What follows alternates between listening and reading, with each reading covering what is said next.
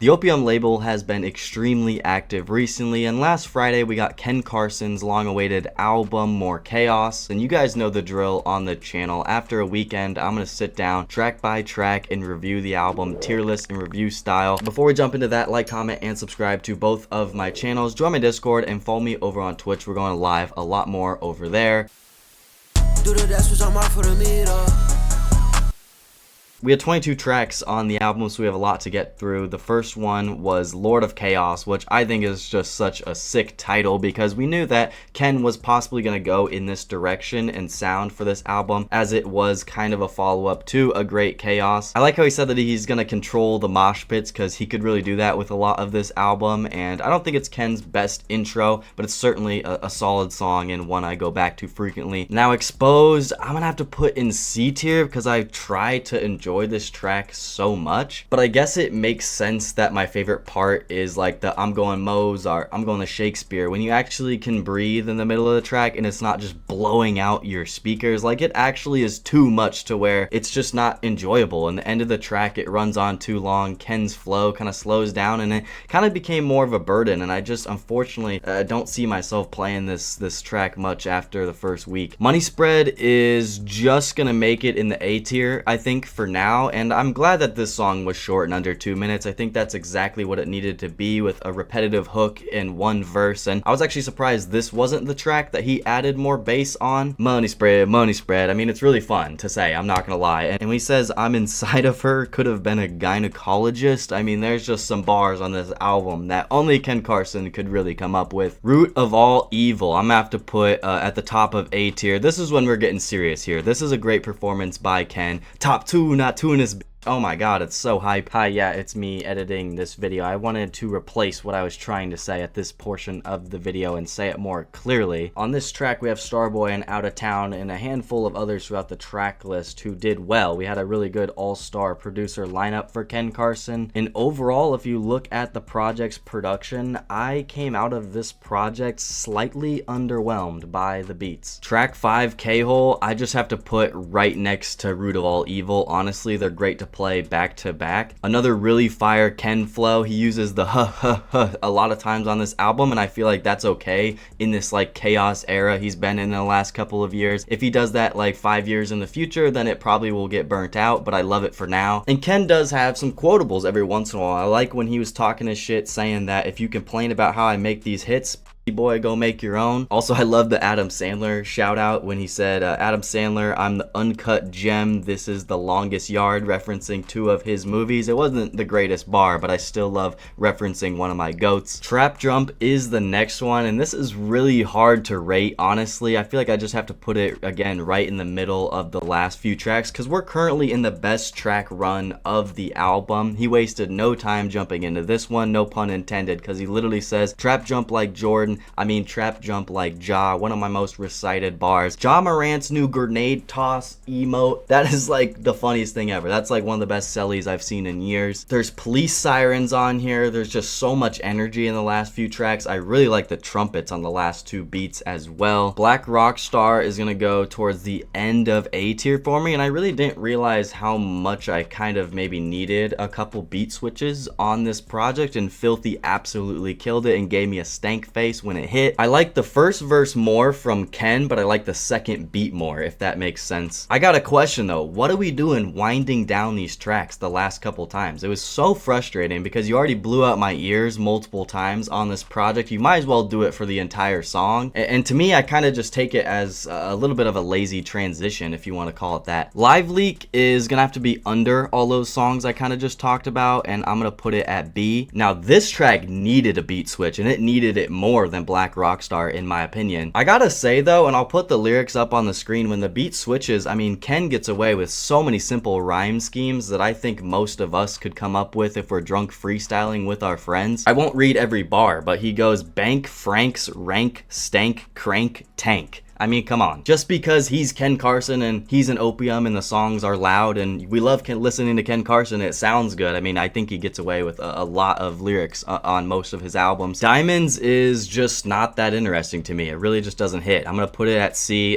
Exposed is a slightly better. When Ken does 20 plus tracks with no features, I was a little scared of that. I knew that was gonna be a little bold, and I think this album's more enjoyable if you cut out a couple. Dismantled is, yeah, definition of B. This kind of like middle section of the album, or whatever you want to call it, is just alright. There's decent choruses on all the tracks we've heard so far, I guess. But to be honest, if we just take all these songs I've talked about 1 through 10, like I feel like he could just play these all at concert, just back to back to back, and just absolutely shut the place down, because I'm really excited to see this new music and like his new songs being performed to make his set list better and go even crazier. 200 Cash is gonna go right at B tier. Honestly, I'll just, yeah, throw it in the middle. Finally, something a little more calmer on the ears, so I appreciated that. Don't get me wrong, the bass is still there. I was playing this in my car and I'm like, dude, my volume is actually pretty low. I'm pulling into my parking spot. Why is the bass still rattling while this song's playing? If you really want to break it down, I just was kind of at this point in the album in my review writing it where I'm just like, if you just pull up that AGC track list, this album just really just couldn't reach the heights that AGC has of A Fighting My Demons, A Succubus, Me and My Cup, the Nightcore songs that I love, and just so many others. Like, those songs were just on another level. The beats, performances, just the whole album was a lot more concise and better and just hit more because it was the first addition to this chaos sound, and this one's the second one, you know what I mean? It just was a little bit of a step down. I think track 12, Down to Earth, is the most slept on song on the entire project. I'm just gonna push it to the S tier. It just barely makes it up there for me. This is the Ken I like, the synth, these are the type of beats I like. Shout out 16-year-old, because some of the beats he had were super good on this project, and everyone wants to talk about other bigger names that we had on the producer list. I love the confidence Ken can talk with, and the bar that he says you can bet the over with this. I don't know if he's talking about his own album sales. We'll have to wait and see. But when Ken makes a song like this and he talks about like pretty much strictly a relationship or his life as it is right now, it just ends up working for me a lot more and ends up being a lot more on topic. Confetti, I'll put in the B group right there. I think that's where it belongs. Where's his Confetti at? He Made It Out the Hood. It's a very solid, consistent song. It kind of goes back to some of the sounding beats that we had on the first half of the album. After like 4 listens of this project, I did finally realize that the second half of this album is super important to holding up a possible disaster or it possibly getting extremely boring by the end of it. And I think the second half is a lot better than the first. When he says, I got the gadgets to be Batman now, that's actually kind of fun. But, you know, he's also singing the last few lines of the chorus. That was different. I really like that. I could have used that more. Then track 14 is Naked, and I'll put it just right behind Confetti right there in B tier. I've already seen people tweet out, I can't wait for Ken Carson to perform Naked, or people typing in Ken Carson Naked on YouTube. Yeah, there's some memes to the title of this track, but no, really, it's kind of like what exactly you'd expect. Everywhere Ken goes, he's got hoes getting naked for him. Unironically, at the end of the song, when he says, Lionel, she's a mess, it's kind of a bar. It's actually kind of a bar. Then we got Kryptonite, definitely the best song I've talked about so far. That's gonna be S tier. It's gonna be the highest on the album for me right now. I'm just floating around to the yeah.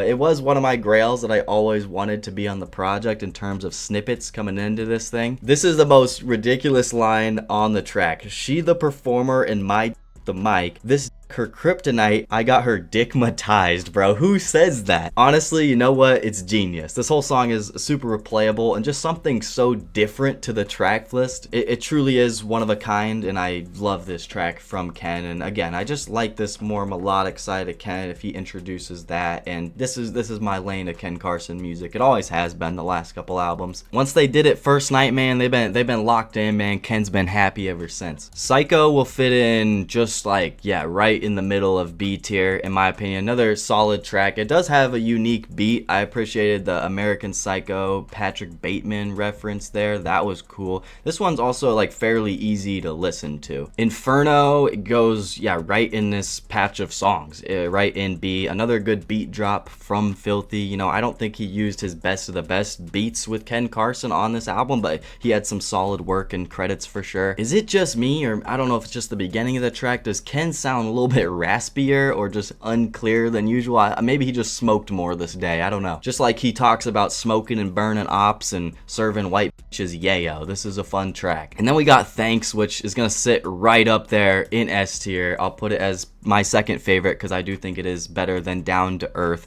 This was yet another grail that pulled through and it just delivered, and this is an exciting version of Ken Carson that I love. He thanks his parents, his fans, his clique, his drugs, everything that made him who he is, everybody that got him to the point where he is today. It is a great track. I wish that he left it as the outro like he did on the original track list that he had posted back in January. And actually this has one of the longest like verses on the project, and I just think it worked out really, really well. Ken really delivered on this song, and Thanks is actually incredible. Then we got 2000, which belongs somewhere towards the end of B tier. I definitely like 200 Cash a little bit more, so we'll put it right there. It is funny how after like every line, I didn't even realize the way he opened up the track, he just every line at the end just says the word that I can't say, but that's what kind of makes it funny. Like I said, another solid filthy beat, can't really complain. It's a cool album song. That's what I'd call, you know, a lot of the B tier stuff. It's not something I'm going back to all the time or is making all of my playlists,